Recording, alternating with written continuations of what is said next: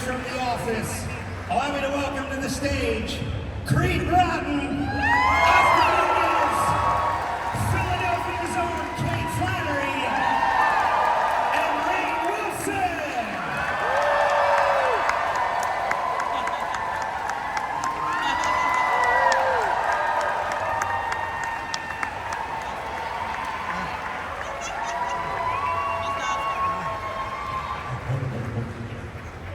And Oscar Nunez! There he is, finally! Oscar Nunez. Take your time. Take your time, Oscar. We got nothing else to do.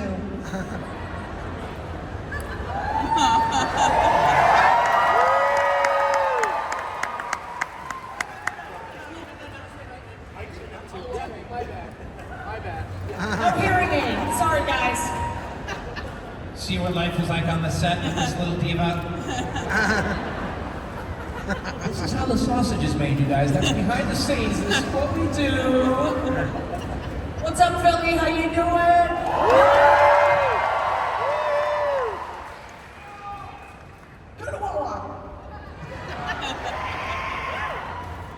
So how have these wonderful people at Philadelphia been treating you guys over the course of this weekend? Well, thank you. Philadelphia and Philadelphians are the greatest place and people on planet Earth. And we're honored and humbled to be among the great people of Philadelphia, Pennsylvania, and their cheesesteaks and their loser sports teams. And I'm from New Jersey. I want to give a big shout out to the 13 original colonies. And I'd like to say I hope Elton John writes a song about you. Go Birds! Shut up, sorry. Go ahead. Before we dive into the, into the office and everything about that, Rainn, I first wanted to congratulate you on the release of Soul Boom and the success of the book. I actually have it out here on stage with me. I'm on my second read-through of the book. Wow, that's great. A lot of people watch The Office through multiple times. You're reading my books multiple times. Thank you so much. That means a lot. I appreciate it. And Kate, the last time you and I shared the stage, you had just done Dancing with the Stars, and now you just got done with The Masked Singer. I do it all. I was the starfish on Masked Singer, 3 episodes. You guys, stop clapping, stop cheering. I really can't. Cheer for the starfish. I will do anything to stay on TV. That's all. You are my second favorite starfish next to Philip. Is it Philip? Is that his name? SpongeBob. Tom Kenny? Tom Kenny? Oh, Patrick. We love you guys. Thanks so much for coming. So long. Good night, Philadelphia. So, The Office ended a little over 10 years ago in 2013, and there's been a lot of time in between, and it seems like the show has increased in popularity since ending. What do you think it is about the show? Like, what is it that just connects so many people to this series over all this time and just continues to build into it? Well, I'll tell you. I think it's me.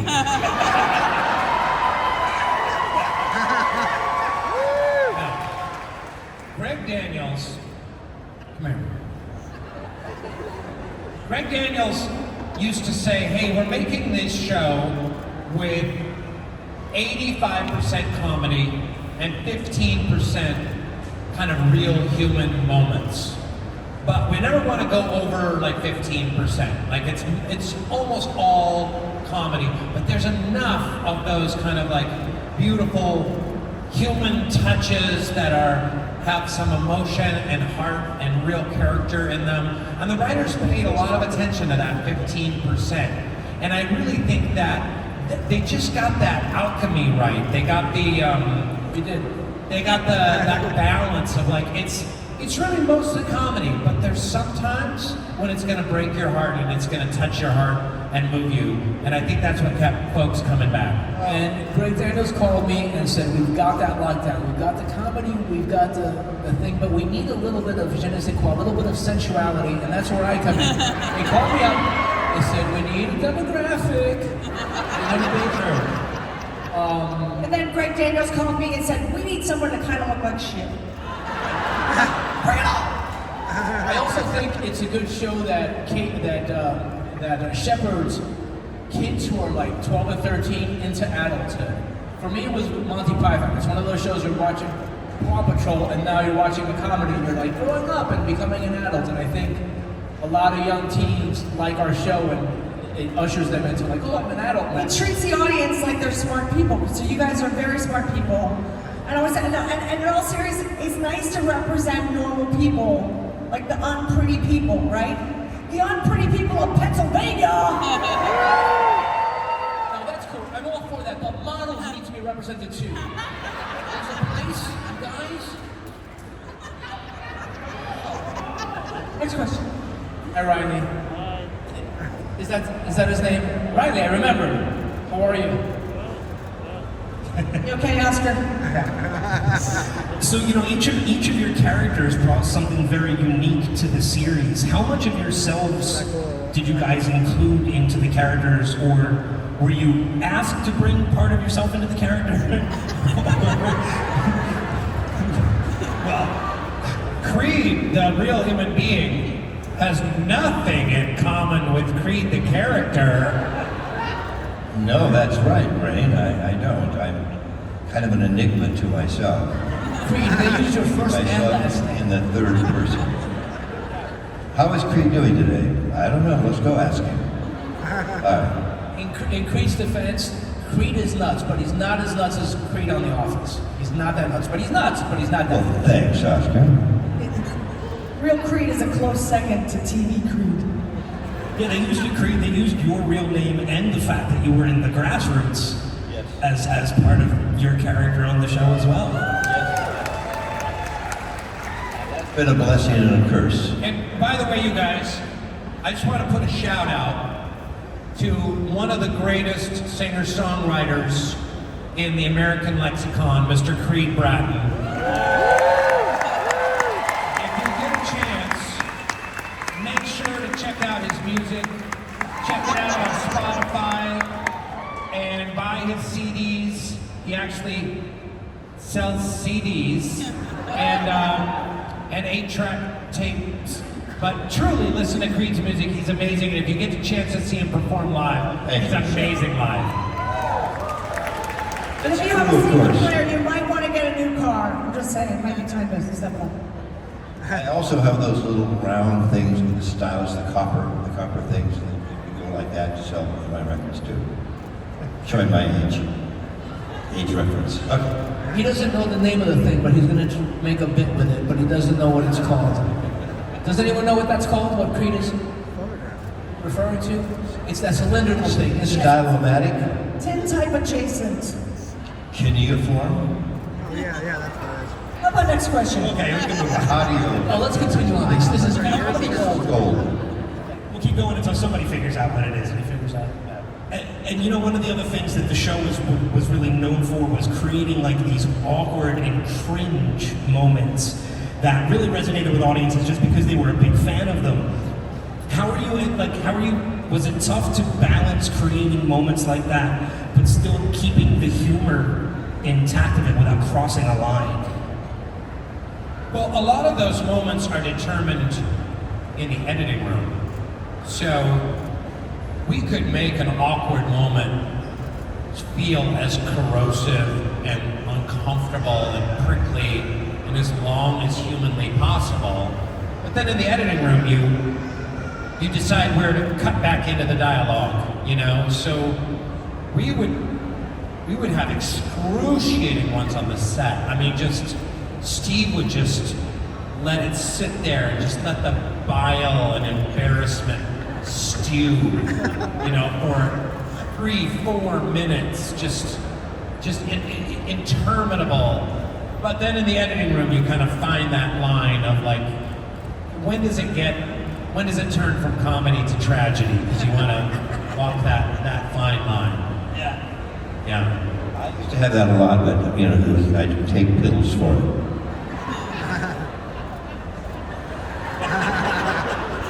You seem to like it, Rainn. I hear a spattering. There's some laughs. Yeah. More laughs than I've gotten this whole time. It's a tough house out here. Seriously, there's a lot of you here.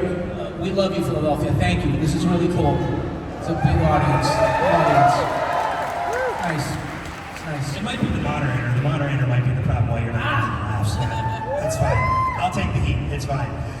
One of my favorite things to do ever since watching the show, because I have watched the show through multiple times. Well, thank God. And I wouldn't be here if I didn't. Wow. I love going online and I love watching the outtakes of everything to see how much fun it was on the set.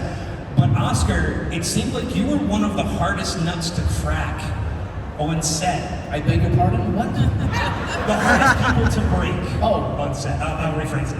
Okay. Was that intentional, or was that just purely your acting style? You just don't really. Here we go.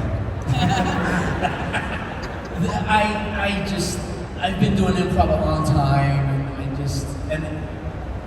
and I know that if I break, then we have to do it over again and all that and blah blah blah.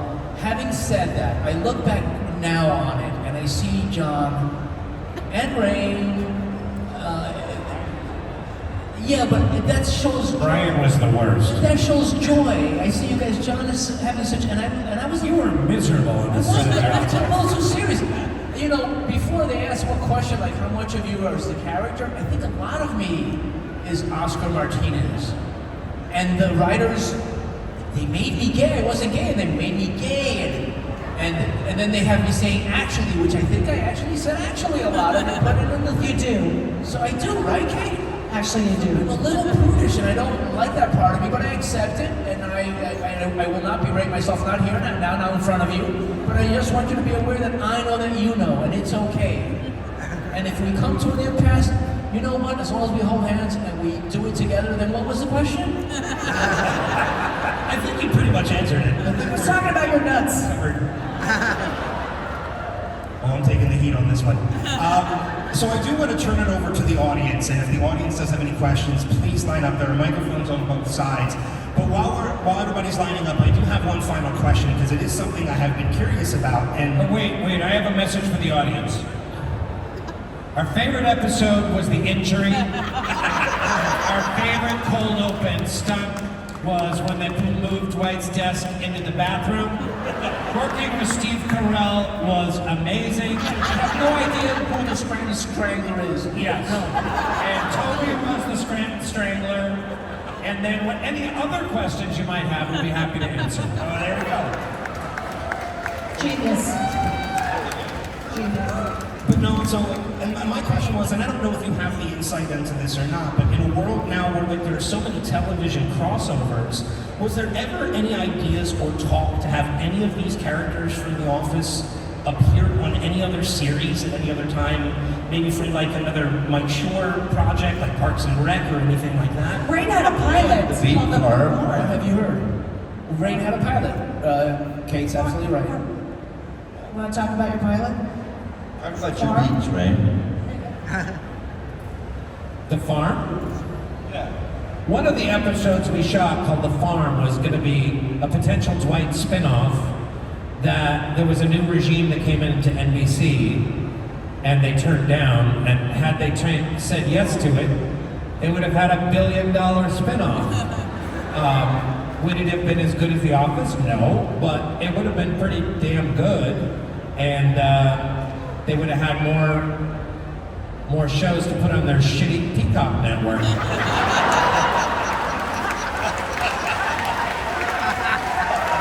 But no!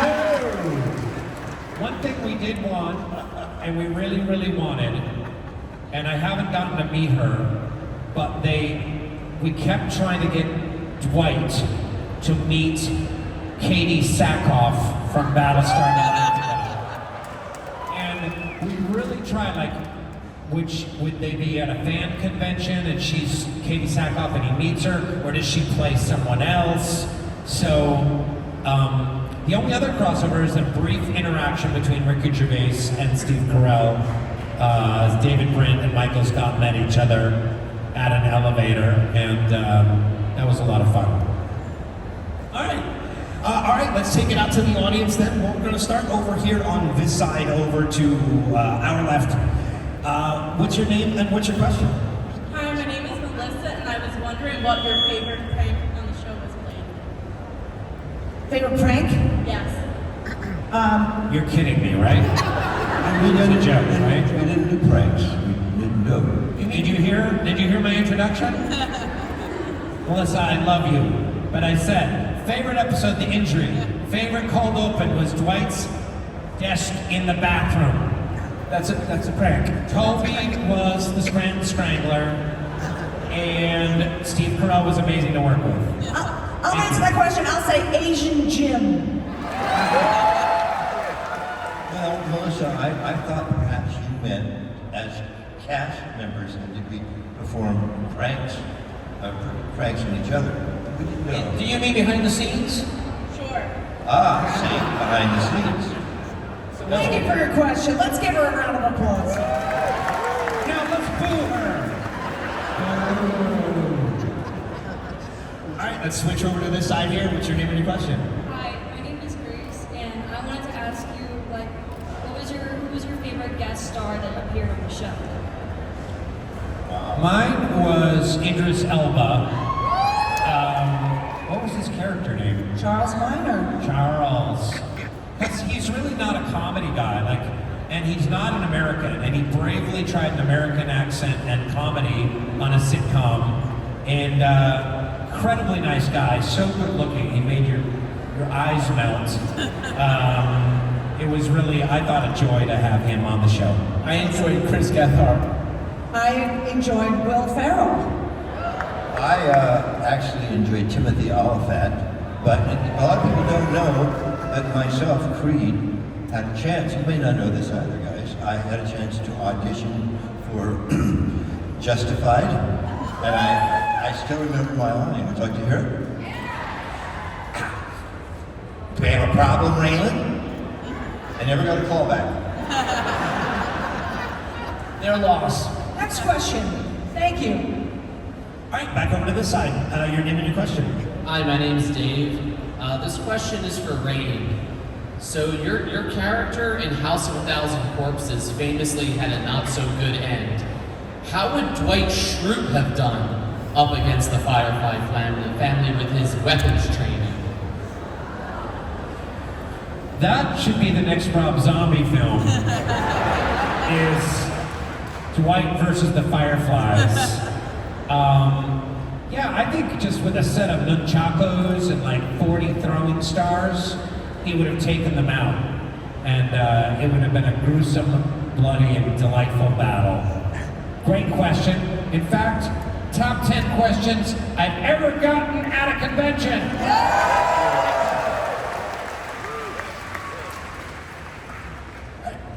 We'll head back over to this side. Your name and your question. Hi, my name is Jamie. I really only got in line just so I know the Dwight moment and suggest better ways the lines can go. Maybe take a number, you know. No, actually, I do have a question. So, did you really expect, you know, after The Office, I know we covered this earlier about The Office still being popular and only gaining popularity, but did you expect to have the moments, like I have a 14-year-old daughter, and I never expected The Office to be the show that we accidentally enjoy together. Like, I've always been a big fan for a long time. And just one day when she decided that she still likes me as a teenager, she's like, oh, what are you watching? Who's this guy with glasses? Like, why does he have beads all over him? And that was it. Like, now we watch The Office together all the time. So did you really think it was going to continue with generations and create those moments for families later on? No fucking way. That's actually a mic drop moment. That's the answer. So thanks. Appreciate it. Dr. Jim. All right, back over to this side here. Your name and your question. Hey, I'm Shariar. I'm actually watching Office for the first time right now. It's called The Office. The Office. Sorry, just to be clear, sir. And I'm Got your back, noticing too. as the seasons go on, you guys kind of acknowledge that, yeah, this is a pretty big show. When did you guys first, like, realize that, hey, this is something huge, and, like, we're part of it? It wasn't That's until what she said. the third season that I knew I was actually on a TV show. I thought I was actually working at a paper company at that point. I think when we went to the Golden Globes, whenever that was, Yeah, that I was, was gonna say the that was first a big Emmys. moment. That Yeah. was a big moment. The first Emmys for me was J.J. Abrams came up to me. I used to wait on him, and he's like, "You were our waitress. I heard the show." You guys, we had a Q&A at the DGA, the direct, and people drove in from Texas for the Q&A, and I was like, "Oh shit, what's happening?" I remember thinking that, like, wow, these people drove from Texas to, so yeah, I think that was the second season. Thanks, Duke. All right, back over here. Your name and your question. Hi, my name is Val, and one of the things I loved about the show from the very beginning is how you, from the start, interacted with your fans, and you were locked on a set where you were always on camera, if you were background or in the main focus of scenes. And I remember corresponding with several of you over the ancient term of MySpace. Totally. I was a MySpacer. And Yeah. I really think that's what we all love, is because you had this family you created. You were forced to be together. You couldn't leave to go to your trailers. So if you could go back and to create one new, brand new episode, would you rather do a Halloween or Christmas? Oh, Halloween, I guess. Yeah. How about Thanksgiving? We totally ignored that. You actually did one, but it was cut. Yeah, it was caught. We had that shit with the canned goods, right? I'm still gonna say Halloween. We didn't explore it enough. Halloween, because we would get to do someone would dress, Pam would dress like Taylor Swift. It'd be a comment on contemporary culture through the costumes, in the same way that we did everyone dressed as the Joker. Thank you. Thank you. All right, over here, your name and your question. My name is Rich, and I just want to say first, the thing Creed was talking about is it's called a phonograph. I knew someone knew. Thank you, sir. And my But we're talking question, about actually the one, it's the cylinder. before the Before the photograph. yeah, it's called a phonograph. It is? Yes. it's Oh, thank you, Rich. Sweet. So my question is, at any point in time during the show, did you feel personal growth in your career or just in yourself? I had some growths on my, down in here, but that's not what you're speaking of, no. He missed a couple of days. I have to say, I felt like it was a constant sense of accomplishment because I just felt like we had the best writers, the best directors, the best casts. I mean, when you're working with great people, it forces you to step. It actually brings out the best in everybody. I think all of us are so grateful for The Office, not only for making one of the great TV shows, but it opened so many doors for us to meet incredible people, to travel, to go to incredible events, and to be in other projects. It changed our lives. Yeah. Yes. Thank you so much. All right, over here, your name and your question. My name is Becca, and I watched this show when I was around 9 or 10. But what's your favorite character in the show? Who are you asking? The old guy, he's back in the place, the old guy. I forgot his name. I was gonna say the drunken slut from Pennsylvania. I like Michael Scott and Dwight Schrute. Those are my favorite characters. I think Michael Scott is the greatest TV character ever made. I And it's a travesty that he didn't win the Emmy. I'm just gonna say. Yes, yeah. Absolute travesty. agree. It's bullshit. All right, thanks for your question. We'll go back here over to the side. Your name and your question. Hi, my name is Mitch. First, I just want to say thank you to Kate. You did a cameo for me a few years ago, and it was for my engagement, and she loved it. So I just want to say thank you. Are you guys still together? We are. We're married. Oh, you're married. That means you're together, right? I mean, that's the definition of being really being together. A year and a half in. Amazing. Clap for love, you guys. That's amazing. Tell her I said hi. You did it, Kate. My question is, when you originally auditioned audition for the show, the roles that you auditioned for, are those the roles that you actually got to play on the show? Or did you audition for someone else? I think I auditioned for Jan. Clearly, they went a different way. I auditioned for general office work, so I was reading, like, for the part of Leslie, or I think the first. Like Stanley? Yeah, like that's what they gave me to read. I think the people who read for characters were Rainn and Steve and Jim and Jenna. The rest of us, they knew they wanted to fill the office with people, so they just gave us like generic. I read for Leslie, David Baker's part, even though I knew I wasn't going to be that. That's the material I auditioned with. And then the second callback, and maybe the third, was improv. But Creed is the only person on the show that never auditioned for the show. I never auditioned. I did an in-run around the whole casting procedure. I know a lot of you here in this room right now resent me for this, but I like to say for the record, I had more film credits than this whole cast combined, albeit black and white and silent films. The numbers add up. I'm just saying. Kareem, I was going to say that they were silent, but you beat me to it. Nice, Kareem. Well done. Thanks for the question. Thank you. All right, back over to this side here. What's your name and your question? Hi, my name is Heather. And first, I just want to thank you all so much for the show and the love and the effort that y'all put into it. But my question is for Oscar. Back in 2009, you were in The Proposal, and I'm a huge Golden Girls fan, so I just want to ask you, what was it like for you to work with someone as legendary as Betty White? It was kind of a little bit of a dream come true, and it was enough just to work with her, but the kicker is we actually made friends because she's a big animal lover, and we would ride the van in together. I thought you were going to say make love. Every day. No, that's crass. I'm sorry. She's a wonderful Sorry. So I made friends with her, and there's another guy, his name is Dennis O'Hare. He played the bad lawyer. We're friends to this day from that show. And of course, Sandy is not a friend, she's an acquaintance, but But you call her Sandy. because I'm allowed to, but I'll tell you something. I wasn't, when you rap a set, they go, hey, Oscar Nunez, we're rapping, hey, when you clap, I've been there 2 weeks, whatever. I wasn't there for when Betty White left, but she was there longer than I. Of course they loved her, and when she rapped, they said, ladies and gentlemen, we're rapping Betty White, and she said, thank you, this was the most fun I ever had on a set, standing up. And that was told to me, and it's typical Betty White, and she was the best. Thank you. All right, back over to this side here. Your name and your question. And my name is Aiden, and my question is there like a storyline or like a scene that you wish would have been done on the show? There is, I have a script in my desk for a missing Office episode that we never shot.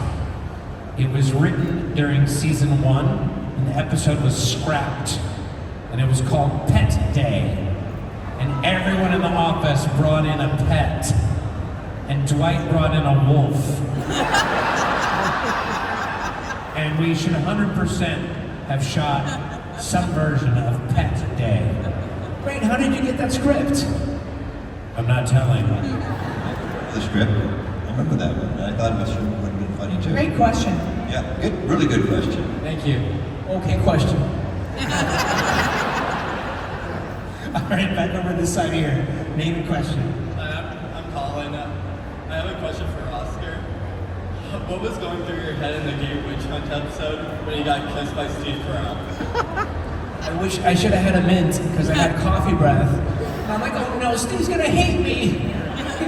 No. What was going through my head was his nose was getting closer and closer to my nose, and I kept thinking, pick a side, left or right. Because when you hug someone, right, you have to, and I'm thinking, pick a side, Steve, pick a side. And I'm like, oh shit, he's not picking a side.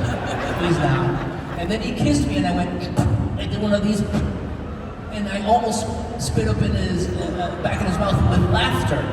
But I held it together because I knew if I blew that scene and they go cut, then we would have to do it again, and then everyone would know what was coming.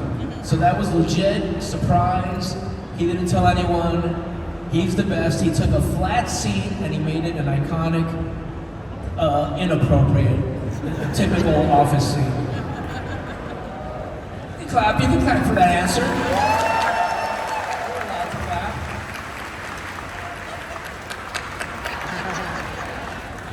Thank you for your question. We'll head back over to the side here. What's your name and your question? Hi, my name is Anne Marie, and I just wanted to know how much say everybody got in the resolution of your characters.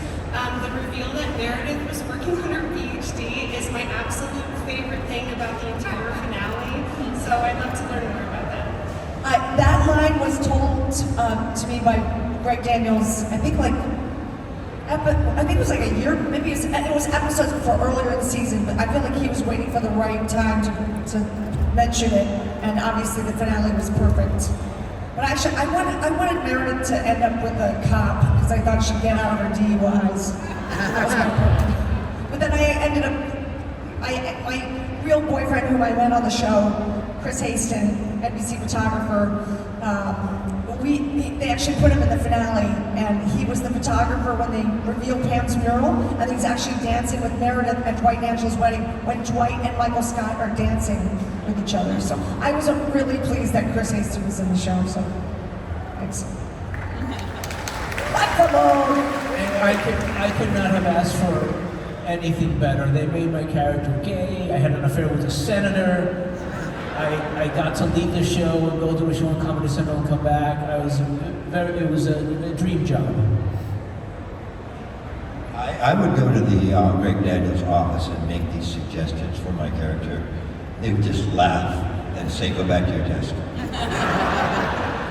Creed was microdosing before it was a thing, you guys. I'm on a couple of shrooms right now.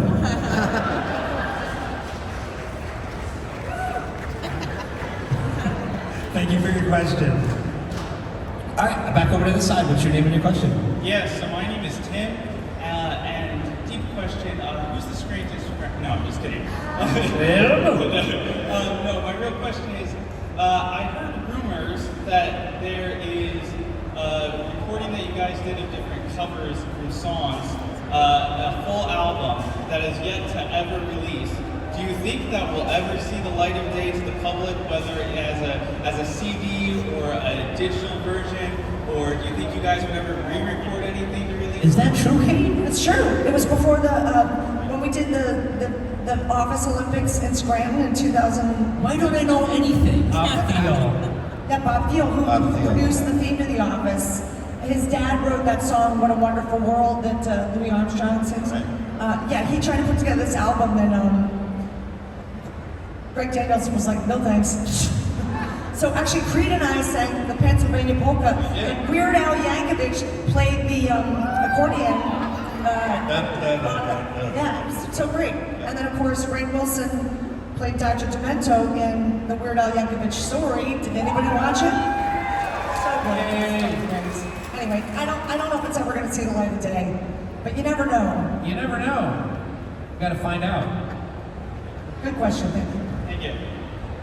All right, we'll head back over to Ed Helms that sang Werewolves of London. Oh, he did. He changed it to Scranton. Werewolves of Scranton. Werewolves of Scranton. Yeah. So pandering. All right, what's your name and your question? My name is Henry, and I have a question for Rainn. So, you know the famous saying, Mills meets National Connecticut? So, do you actually like National Connecticut? Henry, thank you for that question. Here's a little fun fact. You're doing a great job. You can have this button. His signing is okay. I mean, he gets the general gist of it, but he's missing some of the nuance, especially in his left hand.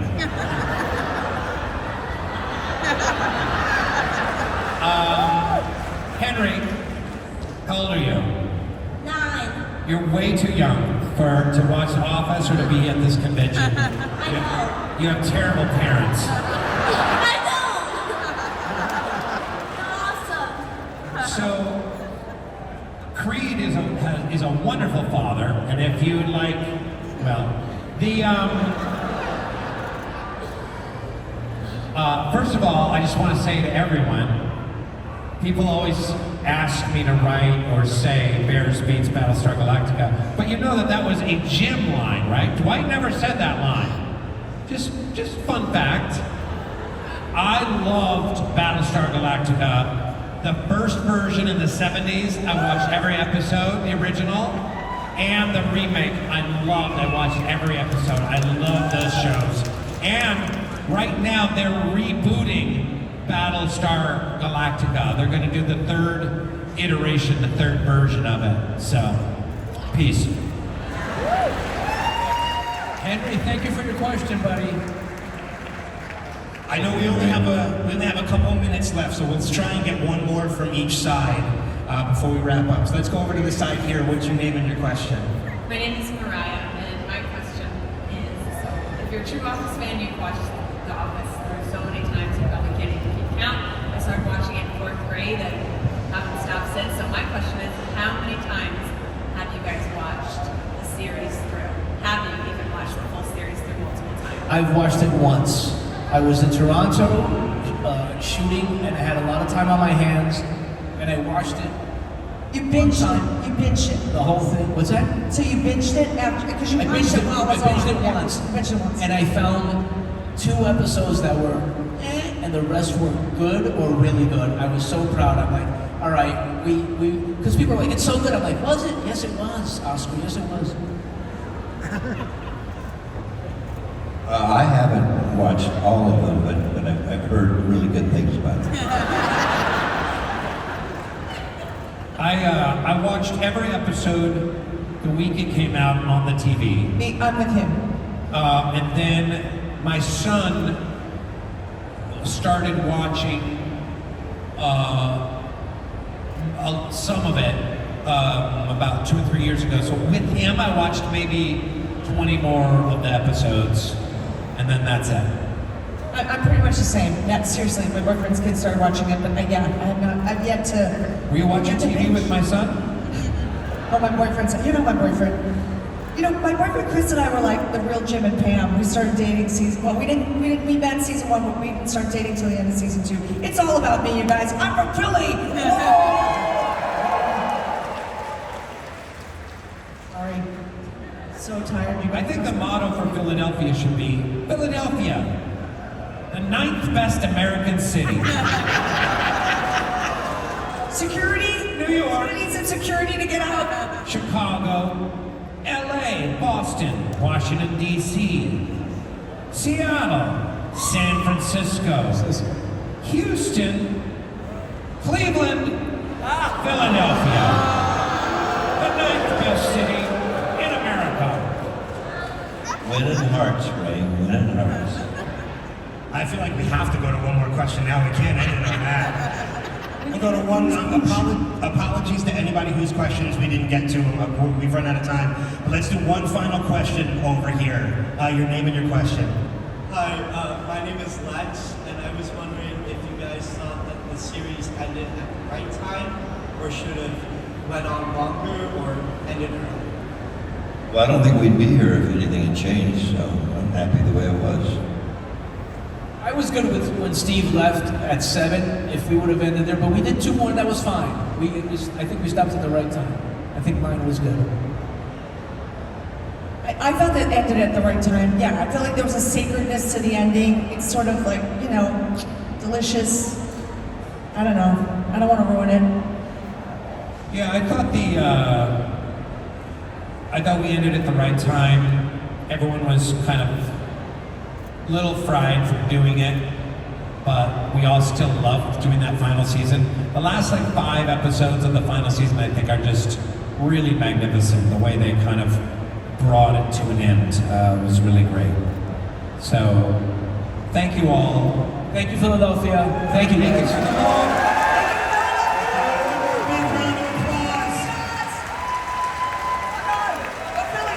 Thank you so much. Thank you. Thanks, man. Give it up for our signers. Give it up for the signers.